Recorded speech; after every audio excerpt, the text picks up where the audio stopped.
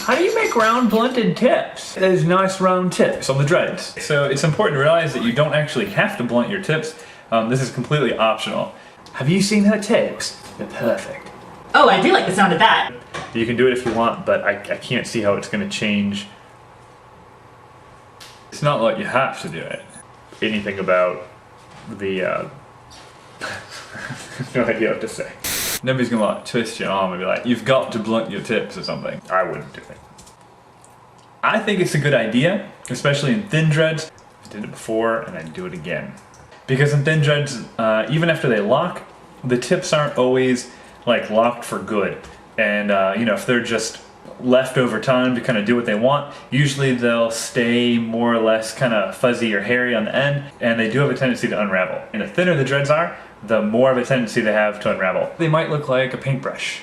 There will be some people that'll say, you don't have to do that, your dreads aren't going to unravel, right? But then they have dreads that are made from like 3/4 inch sections or larger. The thinner a dread is, obviously, the less hair is in the dread. The less hair you have, the harder it is for the knots to stay. Maybe your hair might hold it, but for the most part, thin dreads, the tips like to fall out. So taking care and blunting them and pulling them in is going to go a long way to, you know, making them maintenance free and making them look better. That's the other advantage. The dreads look, you know, cleaner and neater if they have blunted tips. I do like some of that. Some people like the paintbrush look. You can leave them like that. Good for painting pictures. I mean, I don't personally care for it. Not so much. It does have its own character. But, you know, to each his own. So anyway, if you decide that you'd like to blunt your tips, this is how to do it. I'm going to show you a couple different techniques that will work. One is more apt for smaller dreads and the other for larger dreads. And that's not all.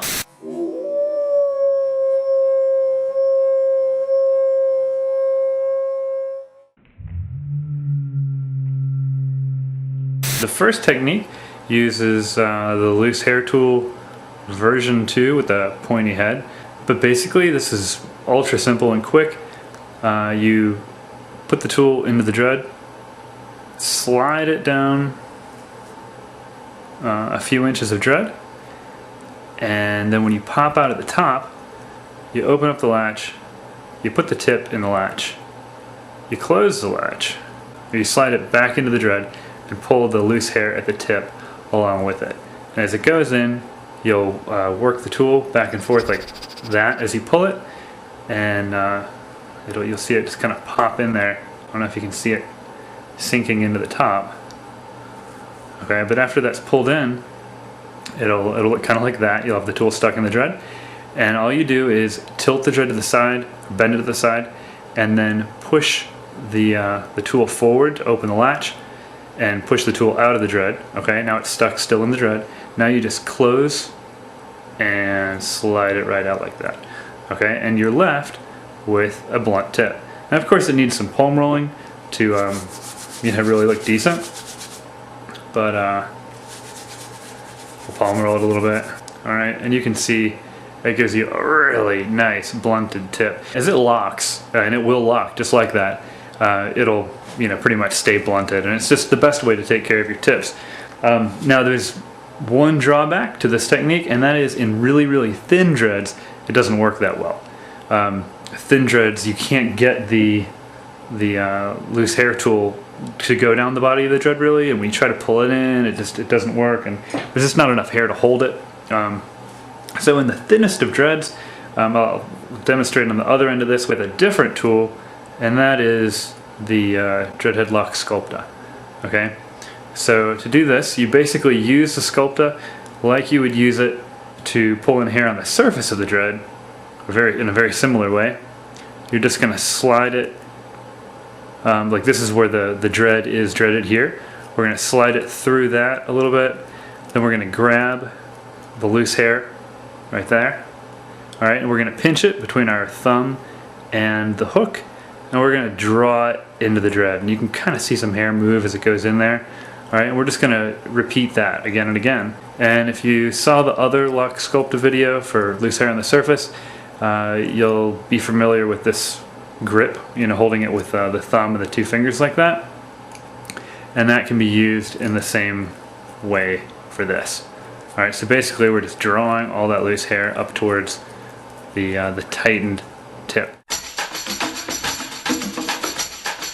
The next question, of course, is when can I do this to my tips? If you squeeze it and it feels compressed, like it could hold the hair when you pull it in, then it's probably ready, you know? So rather than taking off all the rubber bands and, you know, then possibly finding out it wasn't ready, you know, if you take off the rubber band, you pull it in, you know, first washing or so, the dread starts to unravel a little bit at the tip after it falls back out.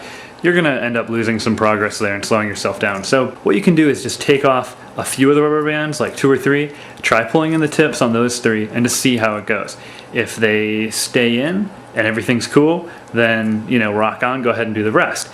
If they all fall out on you, then they're not ready. So you can put the rubber bands back on and, you know, just wait it out just a little bit longer before you pull in the rest.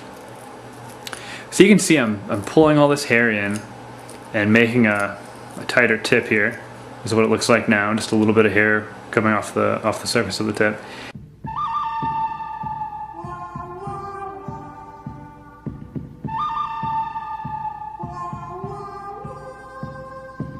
So yeah, there you go. That's the tip now, with very little hair sticking out beyond it. And you know, like I said before, you can go in and get every single one if you want to, but it's not like you have to do it. How perfect do they really need to be? Have you seen her tips? Everybody's different.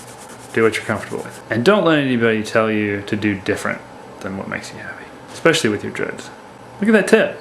It's nice. And then this is the other tip. Still nice. Now, with this tip, right, I have some extra hair. This is the one that I did with the loose hair tool a second ago. If I wanted to clean that up, I could definitely go in here with the Lock Sculpta and start pulling those hair in. I said hair that time. But I'm going to start pulling those in like this and cleaning that up. And that will actually strengthen the tip overall. You know, by pulling all that extra loose hair in there, the more compressed it is and the tighter it is, the stronger the dread is. So by pulling this extra in, I'm actually going to help the tip stay better. It'll be less likely to work itself out just because I'm making it look better. So it's kind of win-win. So if you want to see what a dread looks like after it's had a chance to mature, when using this technique, we can look at one of my dreads here. You pull it in and it locks, and it leaves you with a nice stable tip. Yeah, I hope that made sense and hope that works for you. And there you go, have fun with it.